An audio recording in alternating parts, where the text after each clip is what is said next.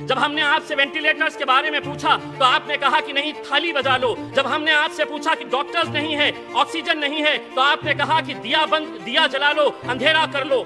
China के अंदर इस बीमारी का जन्म हुआ, इटली, ब्राजील, स्पेन के अंदर ये पली बड़ी। जैसे ही भारत के अंदर आई तो ये हिंदू और मुसलमान का शक्ल इख्तियार कर ली। बड़ा अफसोस होता है मंत्री जी हमें, जब इस सदन के अंदर बैठे हुए एक सांसद ये कहते हैं कि ये बीमारी इस देश के अंदर फैली तो तबलीगी जमात की वजह से फैली। अब लोगों की जाने जा रही थी, उस वक्त हम हिंदू मुसलमान कर रहे थे। सारे टेलीविजन चैनल के ऊपर ये दिखाया जा रहा था कि ये बीमारी हिंदुस्तान के अंदर फैली है तो एक तबलीगी जमात की वजह से फैली है।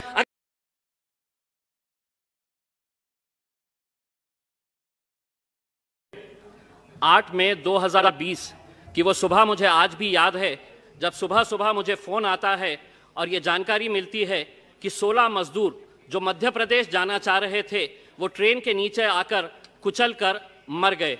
मैं जब वहाँ पर उस जगह के ऊपर पहुँचा जहाँ पर ये मजदूरों की मौत हुई थी तो वहाँ पर पुलिस वाले थे। मैंने कहा कि कितने लोगों की मौत हुई है, ये बॉडीज़ कहाँ पर किस अस्पताल के अंदर ले जाया गया है। तो मुझे बताया गया है कि ये लाशें अभी भी वहीं पर पड़ी हुई है। लाशों का मतलब ये था कि छोटे छोटे गोश्त के टुकड़े वहाँ पर पुलिस वाले थैलों के अंदर भर रहे थे, ये हालत थी।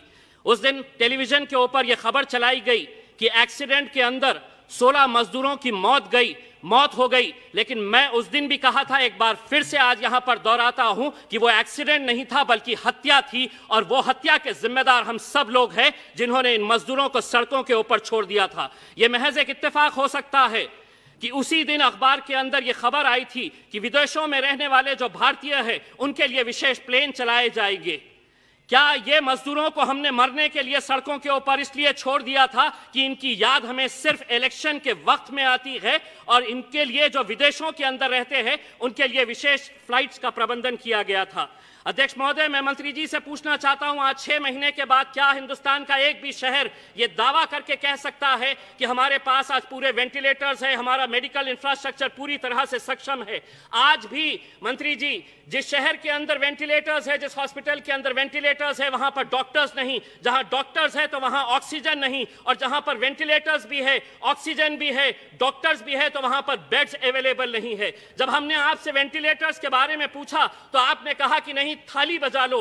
जब हमने आपसे पूछा कि डॉक्टर्स नहीं है, ऑक्सीजन नहीं है, तो आपने कहा कि दिया जला लो, अंधेरा कर लो।